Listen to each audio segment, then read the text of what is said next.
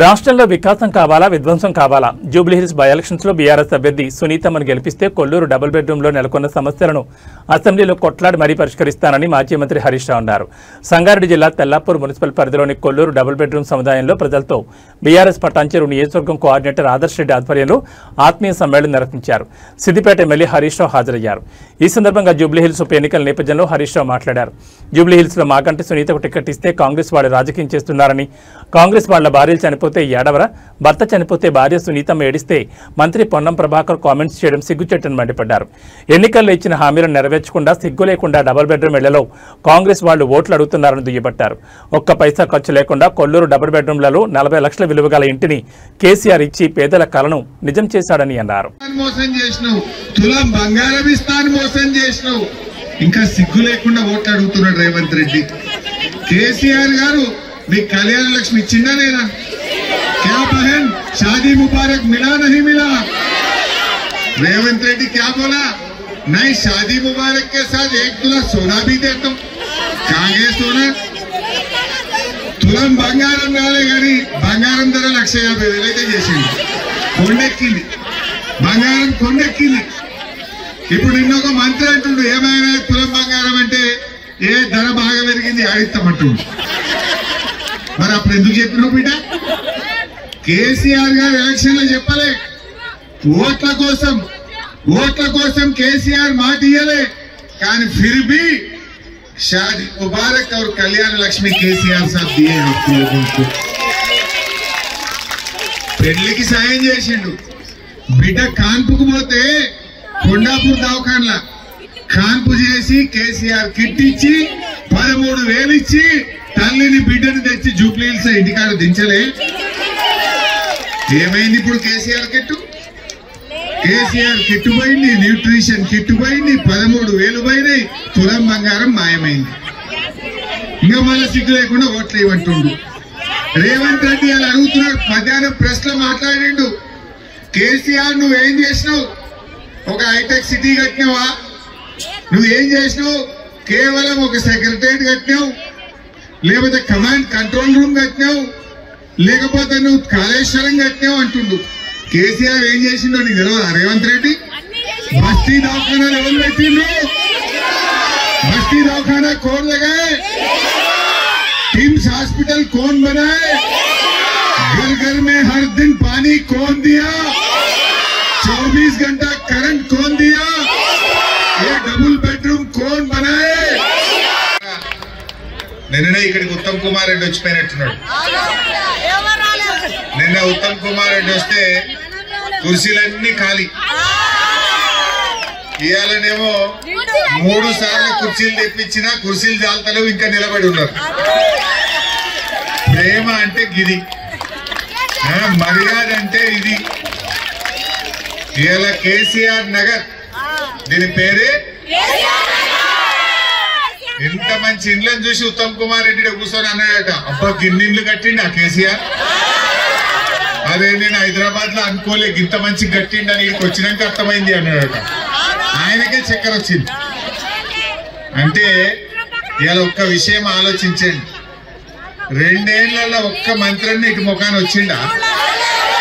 లైన్లు కడుతురుగా. పొంగిలేటి శ్రీనివాస్ రెడ్డి, ఆయన వెనుక దామోదరాయ నరసింహ, ఆయన వెనుక ఉత్తమ్ కుమార్ రెడ్డి, ఒక్కరికొక లైన్ కట్టిండు కొల్లూరు డబుల్ బెడ్రూమ్లకు.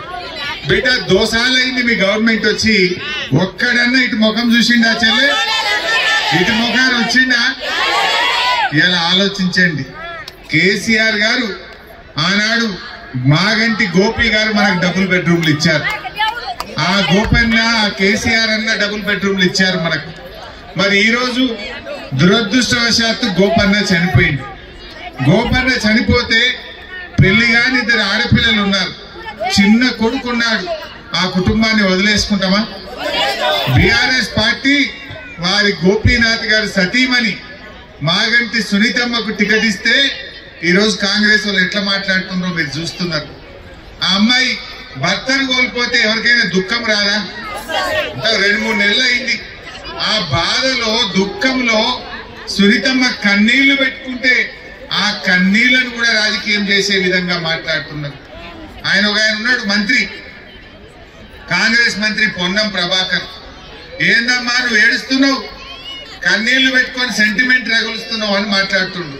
మరి మీ కాంగ్రెస్ వాళ్ళు చచ్చిపోతే మీ భార్యలు ఏడవరా? ఎవరైనా ఎవరికైనా ఏ భార్యకైనా పెళ్లి కాని పిల్లలు ఉండగా ఖర్చు లేకుండా, పైదేవి లేదు, దండం లేదు, దరఖాస్తు లేదు, కేసీఆర్ గారు నిజాయితీగా మిమ్మల్ని సెలెక్ట్ చేసి మాగంటి గోపన్న మన కేసీఆర్ గారు ఇంత చక్కటి డబుల్ బెడ్రూమ్లు ఇచ్చారు. ఏదైనా కలనైనా కన్నారా చెల్లె మీరు? కలలోనైనా ఇటువంటి ఇంట్లో ఉంటాం, జీవితంలో ఇంత మంచి ఇల్లు మాకు దొరుకుతుందని మీరు కల కూడా కనున్నారు. ఆ కల కేసీఆర్ నిజం చేసింది మనందరికీ. అటువంటి కేసీఆర్ మనం గెలిపించుకోవాలి. దయచేసి నేను ఒక్కటే కోరుతున్నా, మీ బంధువులు, మీ ఇంటి పక్కన ఉన్నోళ్ళు, అక్కడ మీరు పనిచేసే దగ్గర ఉన్నోళ్ళు అందరికి కూడా చెప్పాలి, మీ ఓట్లు ఎట్లా పట్టే నాకు నమ్మకం ఉంది. మీ ప్రేమ ఇక్కడికి మీరందరూ వచ్చి మీ కళ్ళలో ఆనందం, మీ మద్దతు చూస్తేనే మీ ఇంట్లో ప్రతి ఓటు కారుకే కేసీఆర్ కే నాకు అర్థమవుతుంది. అయితే నేను కోరేది ఒక్కటే, మీ ఓట్లే కాదు, మీ చుట్టాలు ఉంటారు జూబ్లీ హిల్స్ లా, మీ దోస్తులు ఉంటారు జూబ్లీ హిల్స్ లా, మీ బంధువులు, మీ ఇంటి పక్కన్నోళ్ళు, వాళ్ళని కూడా సంధాయించాలి. ఒక్కొక్క ఓటు మన కారు కోసం తేవాలి. రేవంత్ రెడ్డికి అర్థమైంది నేను ఓడిపోతున్నా అని అర్థమైంది. ఇవాళ పేపర్ ఆయన అడిగిండు ఆయనను, ఇది నీ పాలనకు రెఫరెండమా రేవంత్ రెడ్డి అంటే దాన్ని సపోర్ట్ చేస్తలేడు. నేను సమీక్షించుకుంటా, ఓడిపోయినాక సమీక్షించుకుంటా అంటున్నాను. అంటే నిజంగా గెలుస్తానని నమ్మకం నీకుంటే ఎస్ 2 ఏళ్ల నా పాలనకు రెఫరెండం అని ధైర్యం ఉంటే రేవంత్ రెడ్డి చెప్పాలా వద్దా? అంటే ఆయనకు డౌట్ పట్టింది ఓడిపోతున్నా.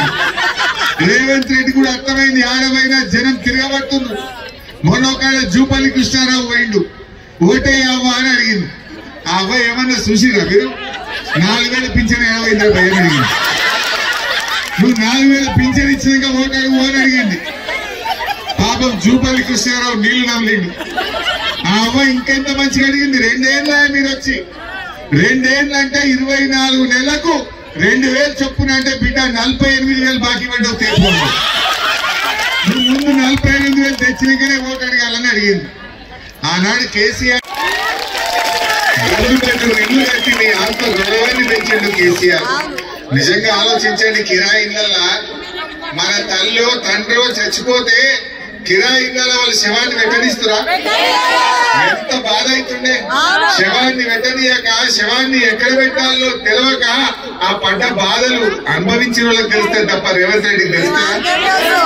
ఎలా ఆత్మ గౌరవంతో ఇంత మంచి ఇల్లు కట్టించిండు కేసీఆర్. రేవంత్ రెడ్డి ఇల్లు కూలగొట్టుడు తప్ప హైదరాబాద్ లో ఇల్లు కట్టిండా చెల్లె?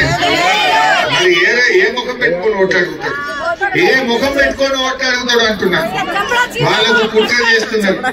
हमारे बहनों से भाइयों से मेरा एक ही गुजारिश है, उनको मालूम हो गए डबल बेडरूम में क्या भी करो, पाँव पकड़ो, पैसे दो, कुछ भी करो, ये लोग कांग्रेस को वोट देने वाले नहीं है। केसीआर की फैमिली है, ये सब केसीआर की घर वाले हैं। ये इसका नाम ही केसीआर नगर है, यहाँ एक वोट भी नहीं जाता। केसीआर साहब को पूरा भरोसा है, मुसलमान ने कभी भी धोखा नहीं करते। कोई मदद करे, कभी किसी का मदद मिले वो जिंदगी भर एहसान रखते हैं, जिंदगी भर याद रखते हैं, वो कभी भूलते नहीं। हमारा बोलते थे केसीआर साहब, मुसलमान बहुत इज्जतदार होते हैं, मुसलमान का कभी मदद करे वो जिंदगी भर याद रखते हैं, वो कभी धोखा नहीं देते बोल के केसीआर साहब बोलते थे। 6,700 लोगों को घर मिला है, 6,700 मुसलमानों को यहाँ कुल्लूर में डबल बेडरूम मिला है। केसीआर साहब कोई मजहब के लिए नहीं देखा, केसीआर साहब जो गरीब है वो हिंदू भी होने दो, मुसलमान भी होने दो, वो मेरा रिश्तेदार बोल के समझा केसीआर। बिहार सरकार ने रिश्तेदार बोल के सोचा। इस वास्ते कुल्लूर में हिंदू को डबल